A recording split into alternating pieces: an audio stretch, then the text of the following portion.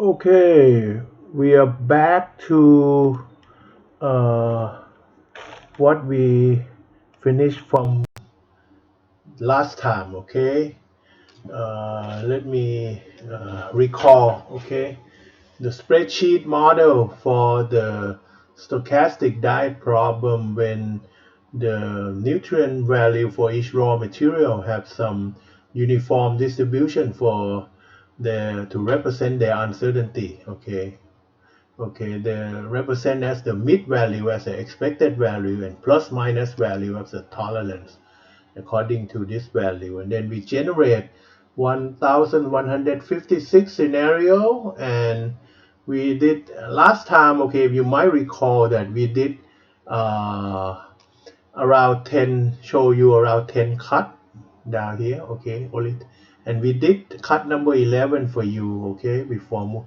If you keep continuing doing it until cut number 17, okay, 17 cut down here, okay, you end up having this, okay, as your solution, and with the 3-digit accuracy, okay, that's the difference between the lower bound, this is the upper bound, and this is the lower bound here. Okay, so let me remind you that last time in our lecture, okay, we stop at now cut number 11. If we still keep doing in the same fashion, okay, until cut number 11, the accuracy goes up to the first 3 digit.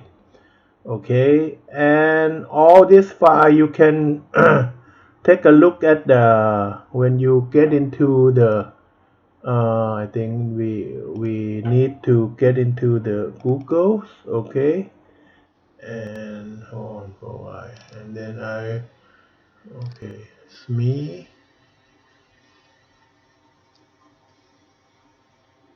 okay, and I believe that at this moment you all know that I opened some folder in my drive. One of them is my online learning here, okay, and this one have we're still in the group of lecture one here, okay, where I did add server file, okay, from here, okay, and last we have a stochastic file there, store diets down here, okay, and if you continue doing it, you want the accuracy up to the 4th digit, okay.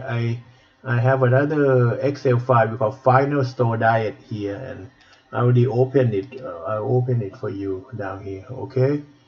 If you using the file final store diet, okay, keep doing the same and control the model that we formulate here. You go up to the cut number 24, okay, you finish it up, you're going to end up have a 4 accuracy digit, okay, 1.44511. Okay, this one for that's the lower limit, the upper limit is 1.44511.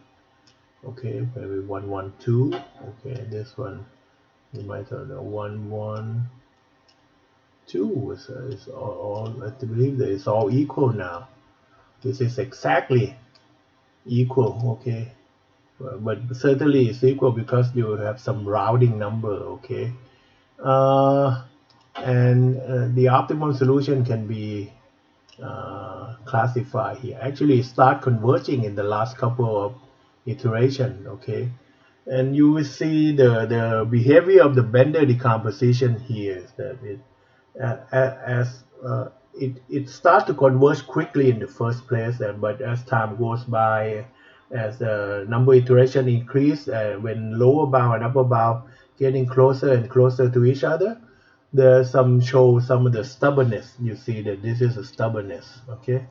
It keep reducing, it keep this is the upper bound, okay, but for the lower bound here also it is start, you can see that you already get solution for a very long time, okay, but to in order to improve the edge, it took more cut and more iteration to finish it. This one is already 24 cut has been used, okay. But as I recall last time that this is not over for this homework under the Excel platform, okay? I want you to increase the sample size, the number of scenario, okay, by using the simulation routine here, okay, that under the random number generator, okay. So you can continue using this. And for those of you who are so familiar with writing the VBA macro with Excel, you can see that the procedure can be adapt, and instead of you keep doing one iteration after iteration, it can be adapt and recode it as a make it an automatic macro routine. Okay, we're gonna go back to this online learning drive of me. Okay, you can see that we already talked about the store diet file here and the final diet file stochastic diet problem down here. Okay, now we're going to change the platform of when we're trying to solve this. Okay, this one we solve it under Excel platform. Okay, and we're gonna, as very first example we did, that we have two platforms to compare. Okay, so we're gonna use another platform we call the uh, Matlab platform. Okay, and Matlab platform we already mentioned and talked about you a couple of clips ago about the extension of the very first example file under the Matlab file. Okay, if we trying to extend that for the general number of major decision variable and number of constraints, and then you can control the big N, capital N as a number of what we call scenario. Okay, and last time we show you we can solve a very large problem, okay, using this code. Okay, but certainly the way we formulate the problem here, we keep everything randomly generated and with a different parameter than what we did in the Excel file here. Okay, so I need to recode this again, okay, by using this program as a start, okay, trying to adjust the beginning here, okay. This is the beginning that not fit the beginning part of this code does not fit with the what we call the format of this Excel the stochastic diet problem here. Okay, how do we do it? Okay, let me remind you that if you consider last time I didn't mention about it, that in this one, in this program, I already have some part that add summation x equal 1 under this one. Okay, you can see that summation x equal 1, it have to be another parameter that I put it in when you're using the linprop object here. Okay, instead of you have this one cut con and right hand side cut, this is the regular, the optimality cut for Bender inequalities, but you need to add one more constraint here, AEQ BEQ. This is the equation. You have one equation in the over here in the stochastic file, which is this one, the summation of this is equal to 1. And also you need to add the lower bound and upper bound constraint also, okay, for each decision variable of the major the first stage decision variable. Okay, so we need to adjust this, okay, and make sure that everything fit. I think that if we already adjusted, the remaining part have to adjust according to our formulation, that how do we put the value in order or in arrangement that for the A matrix, the right hand side, the cost coefficient and so on. Okay, so I did adapt, okay, that this program Bender two-stage LP, okay, to a new program. Okay, I code this and I call it a Bender store diet.m here. Okay, okay, so this is the another M file here. Okay, and well, this one saved maybe a different format than we did in the previous code here. Okay, Let's get in again and see how it look like. Okay, it does something like more like a Microsoft Word. Okay, I'm trying to increase the size here.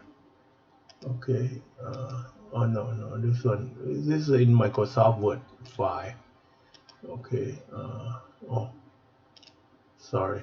Okay, we're gonna take a look at the code here. Okay, and certainly we keep m and n is the same. Okay, but we already know the exact numerical value of the metric of MA, which is the expected value here.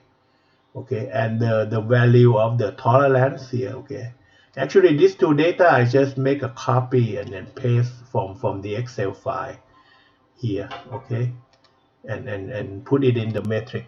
I just make a copy here and just paste it. Okay, down here in the .m file. Okay, so for this one. Okay, and certainly we have cost coefficient. I'm going to put it in the CV vector first, transpose. And but the main thing, the difference is here, MPS is equal to time M here. Okay, you have to remember that one scenario, okay, consists of twice of M. Okay, even though you have 4 nutrients as a constraint, but you have both upper bound and lower bound. So you need 2 times M here.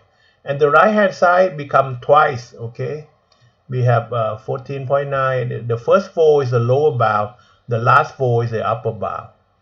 Okay, and we need to have a lower bound and upper bound for each decision variable. You might wonder why you have minus 1000 and plus 1000 in first variable. You might recall from the previous program that the first variable in the optimality cut constraint down here, okay, is a variable we call the variable t. Is this one, okay? If you might remember the PowerPoint file here. Okay, when we did Bender here, okay, routine t here. The t is another decision. So in the subproblem beyond the x, in the first stage decision, you need to add one more variable, which is the t value here. Okay, so let's go back to here. Okay,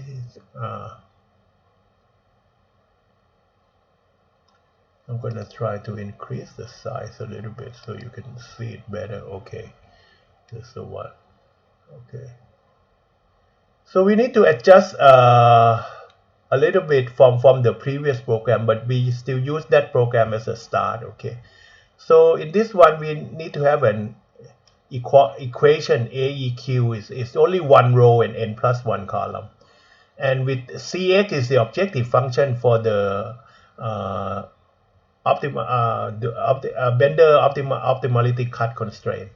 Okay, which is the reason that you can see that they have 0 of n plus 1 n. The additional one is a decision variable t, and the first one is the coefficient is 1 because it's here the coefficient only one time t. Okay, there's no cost coefficient according to x in this model.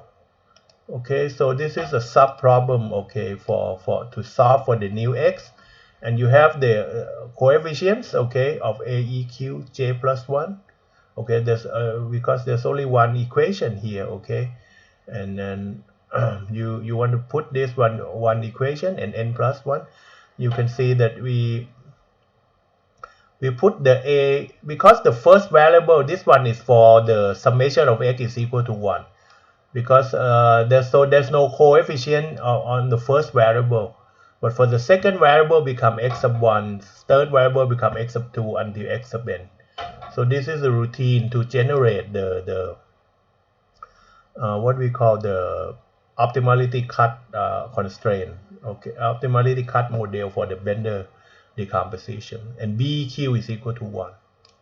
Okay, so in the first step, and also we need to make a storage, okay, for A, B, and C, okay, which is, and the number of constraints become here, okay, and capital N is the number of scenario, okay, the number of scenario, and MPS is the number of constraints per scenario, number of which is 2 times m's. Why 2 times m? I already explained that one for each one constraint. Okay, there exists two constraints of lower limit and upper limit, and certainly the number of variables is n plus 2 times nc.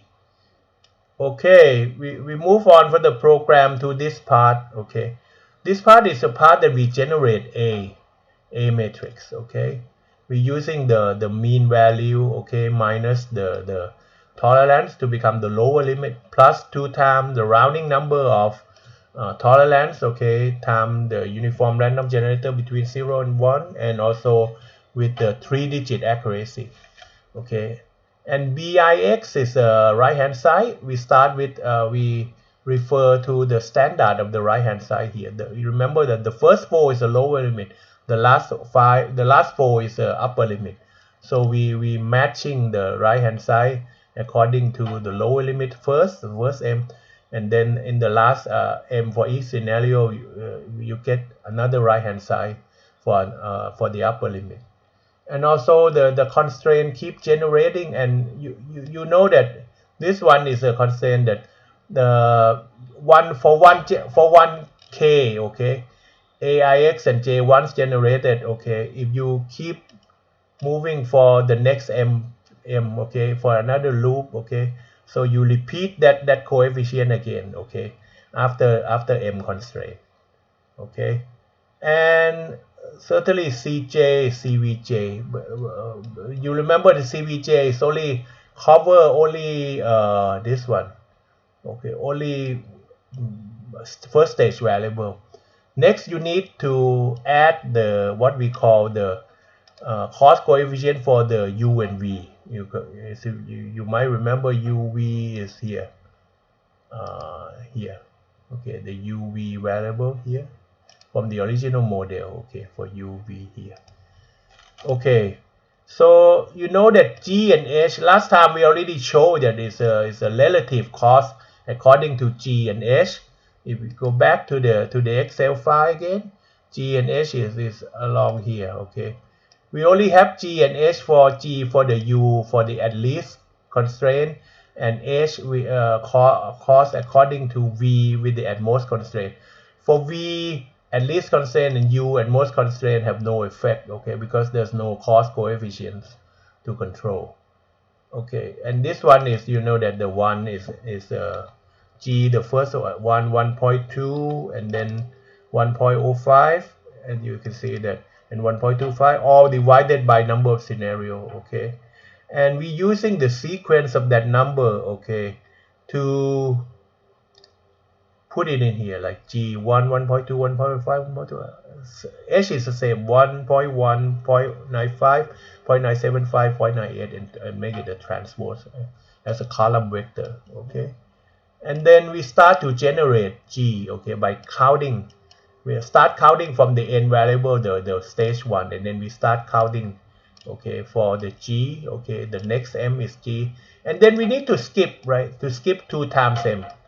You know why? Because if you go back to the Excel file here, okay, you know that the first one scenario, the first 4 is here, and then the last 4 is the one that affect G have cost. But this the in the middle, okay, no effect because there's no cost coefficient. You can calculate V and U, but they have no effect on the target cell or the objective function. So the objective function is always related to this two column, okay. And we implement this idea, okay, to the Matlab routine here, okay, that we're trying to put G, okay, in the first M, and then we skip another 2 M's, okay, to put H in for each K, for each scenario, and we do it again and again and again. Okay, next we generate the initial solution. As you know that when we solve the Bender decomposition on the two-stage model, the very first step we have to given the feasible X so it can be solved. And as you know that one of the easiest way that we can do is that in this case we're just going to use the midpoint between lower bound and upper bound. You can see that I put the lower bound and upper bound down here, okay, this one, okay, And you know that the first variable have no related to the decision variable. It's a lower bound, upper bound for the t value, which is unrestricted. Can be we put the up a large amount of minus sign and plus sign. This one just like a big M idea. Okay,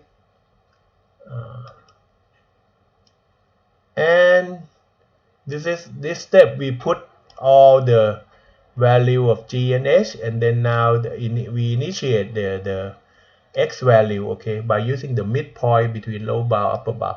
And you might wonder that is it going to be feasible according to the constraint? You have to know that all the constraint based on the PowerPoint, okay, we have u plus u minus v to balance them. Okay, so we don't have to worry about the feasibility for any x. What we have to do is we have to make sure that your initial vex is summation is equal to 1, and it's the midpoint within here. Okay, it's a midpoint within here. But what I did here is not working very well, because I didn't check whether summation of x is equal to 1. So I start with an infeasible solution. But I just want to show you that the process just keep moving on, and we'll find a feasible solution for you. So you can see that with this initialization, okay, certainly it's between the upper and lower limit. You see that the index have to skip one point. Okay, I think that this is a mistake for the program. You need this as a j. Okay, j, and low bound have to be j also, not I. Okay, but when we test the program, you can see that the initial solution have no effect. Okay, it can be infeasible in the first place, but as time move on, the Bender decomposition will find a way to give you the optimum and feasible solution. Okay, then you can see that we stop keeping measure the computation time down here, and then we start to compute again. This one is a start for when you gonna do Bender decomposition here. Okay, we some adjust the previous program that I just tell you, the Bender LP. Okay, to use this as a Bender for the stochastic diet problem. Okay, certainly all this is almost the same. We use b minus ax. Down here is try to follow the spirit of here. Okay, the b minus ax, and when we check and assign the y value. Okay, so this is the after we compute b minus ax. Okay, this one is the way that we assign the y. If you check the index, and this is totally different from the previous program, because we need to adjust it to fit with the original problem setup. Okay, but the idea is the same, but we have to change the program to when we refer or the index of the program that have to fit with the initialization of the problem input. Okay, and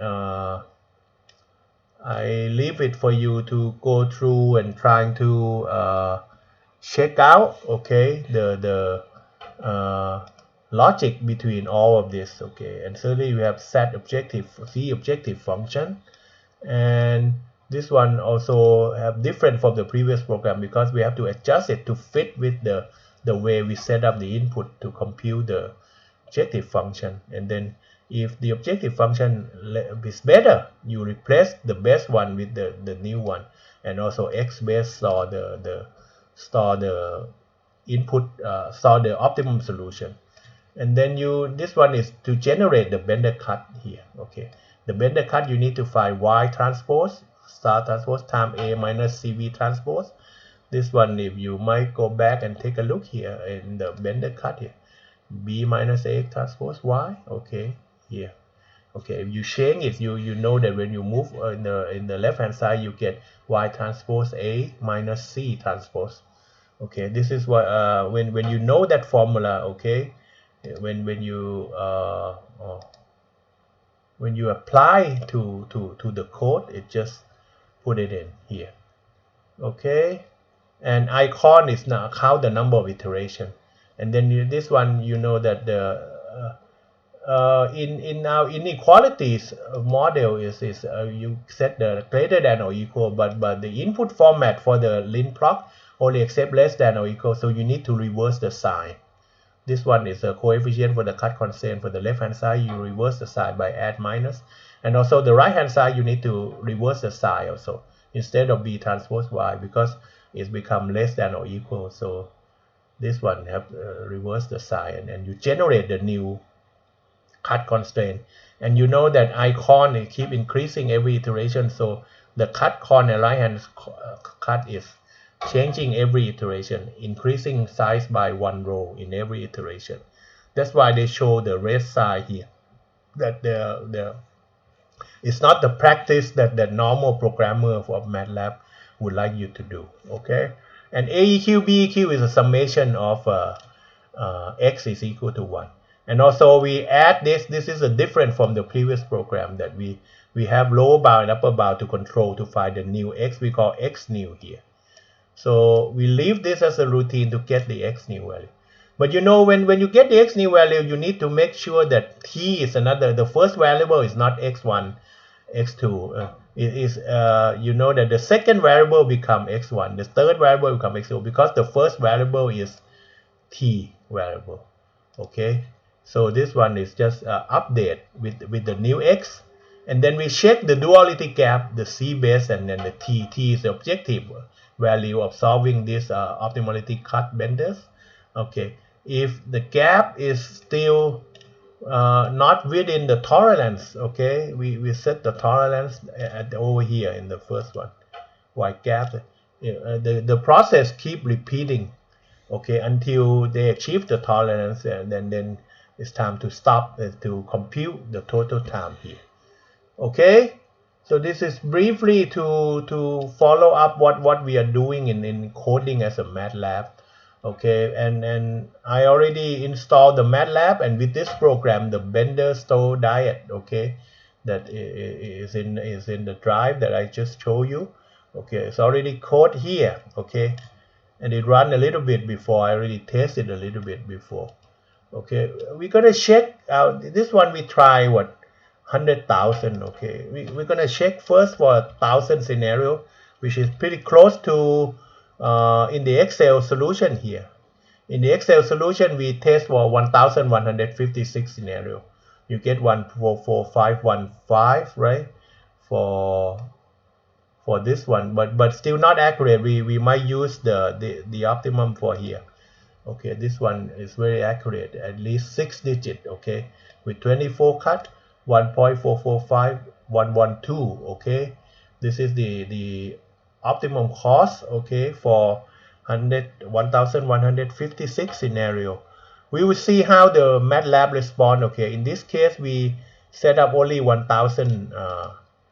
Oh, we can try to make it equal, like, okay, maybe 1156, but you can't expect that it's gonna generate the same problem, but certainly from the same random parameter, but the result can be much different because of the random number generator algorithm behind both platform. Maybe they use a different way to generate the data. Okay, so I'm using the same n here. Okay, and I'm gonna run it. Okay, it's pretty fast, so it took only 1 second to solve it. Okay, we go back and take a look. It took, no, this one. I'm gonna see how long does it take when they're trying to generate a problem. Okay, let me see that. Okay, only way less than a second, or 0.06 second to generate a problem. Okay, it took 1.5 seconds to do. We're gonna check the best solution is stored in X best. I'm gonna put transpose here. Okay, you get 0.15, 0.3380, 0.1745, 0.125, 0.2121. We're gonna check this with the Excel file here. Excel is 0.15. Pretty close. I think if you might remember this one and this one, this file. Almost so what do you expect from CBase, the best solution they found so far? 1.4454. Okay, This one we accuracy only 4 digit, 1.4454. But for the Excel, no, the Excel file down here, okay, we got 1.44515. Okay, oh no, it's different file, sorry. You should use final here, 1.445112. But in the Matlab, you get 1.4454. Okay. But the nice thing about Matlab is once you be able to code it, you just change this. Okay.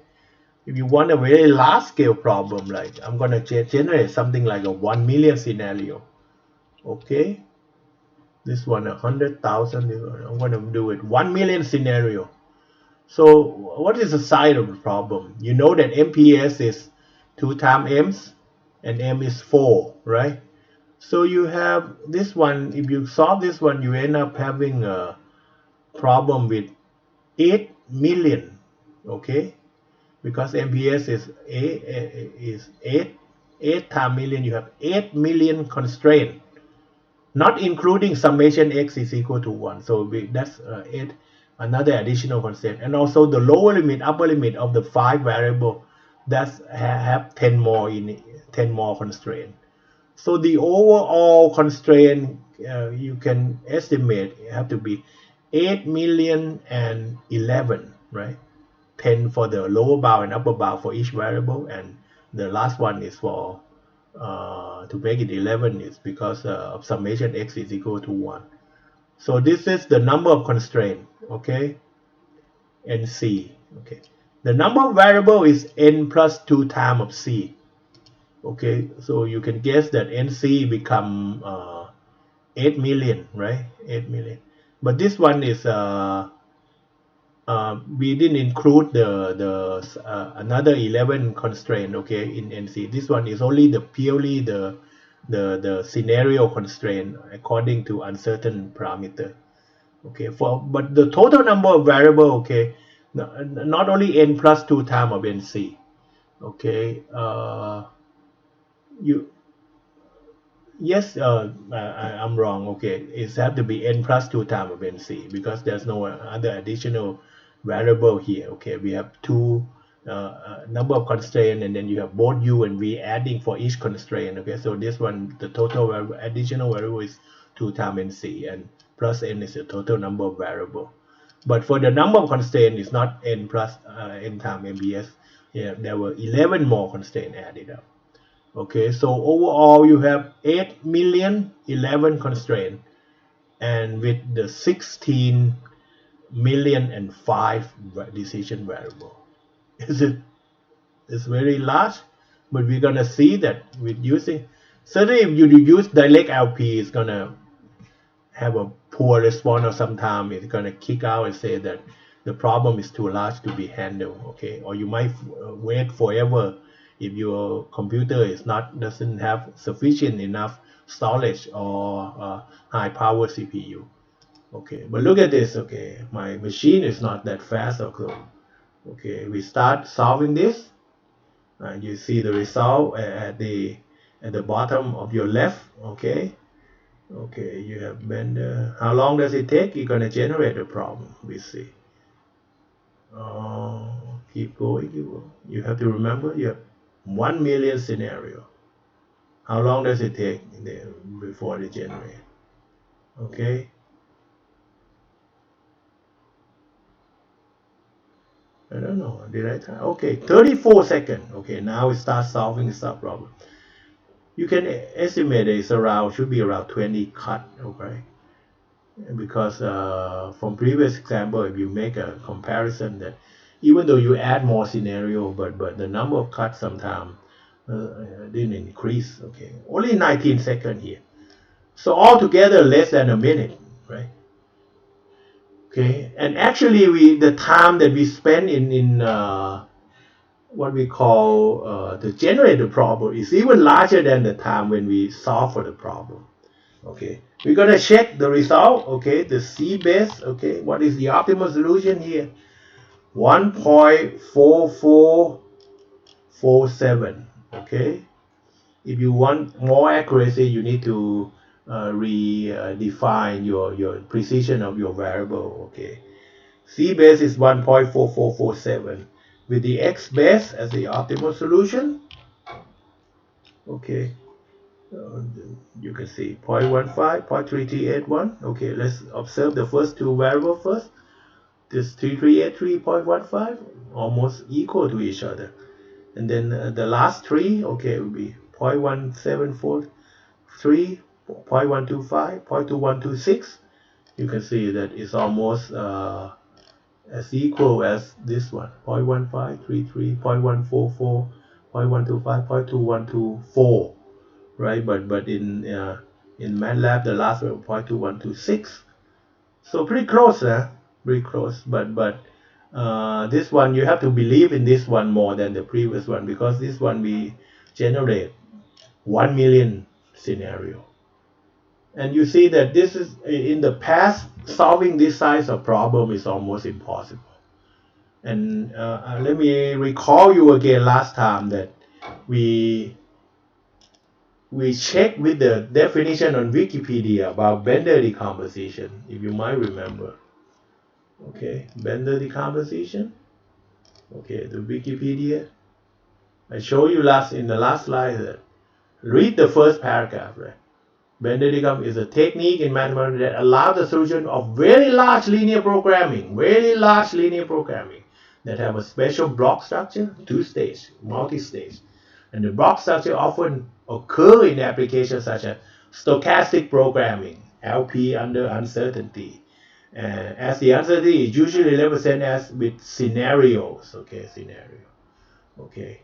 And last time we look at this definition because that when we go back and review the paper, original paper by J.F. Bender here, there's nothing mentioned about the first in the first paragraph here. If you look, last time we already discussed when we look more detail into the paper. Okay, so again, this one show you that if we using a platform of Matlab that was so convenient, and we adjust the previous program to fit with the new type of problem, we can also solve this problem.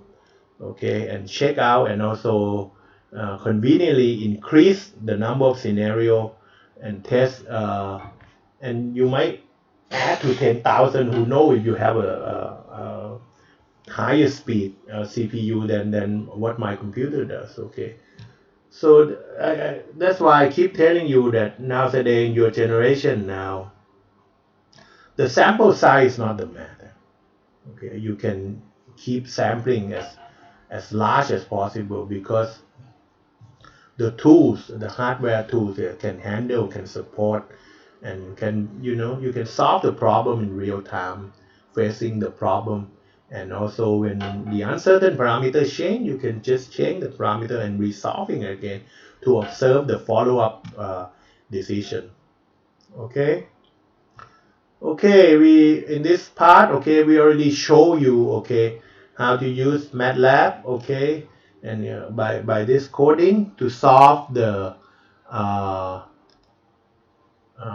original problem here, okay, when we the two-stage linear programming, when we apply to solve the diet problem. Okay, as you know, the diet problem, I have a copy of the sticker original diet problem, okay, way back, even 1945. This is the very first paper about the diet problem, but with no uncertainty, certainly. Okay, just purely a very first application of the LP. Okay, and we also remember that we add the sticker revisited written by very first group of students of Danzig, Saul Gass, and with probably his student and his colleague to revisit it. But certainly this one didn't talk about the uncertain situation also. Okay, so but you historically the diet problem is the very first problem being solved, okay, and apply the simplex algorithm created by George B. Danzig. Okay, we're gonna finish up this part for now. Okay, in the next part we'll continue to observe a very key question when you apply the Bender decomposition is that in most cases when you solve the direct LP, you get the solution, optimum solution on both in the primal, in the main problem, primal problem, and also you can get the dual optimum solution immediately at the same time. Okay, but I'm going to ask the same question here that okay, when you already apply Bender decomposition here, okay, to this problem, okay, here, uh, you get the Y star, many of the Y star dual solution, but is this Y star is the dual optimum solution of this? Probably not, okay, because there's only one unique Y and one unique X to make a strong duality. The C is equal to W here, okay. So next time we will discuss about the issue that how do we find the value of the optimum dual variable. Now, as we already show you that we can get the optimum solution for the primal problem. Okay, uh, so I'm gonna leave this question for you to think, and we gonna stop this session for now. Thank you. See you.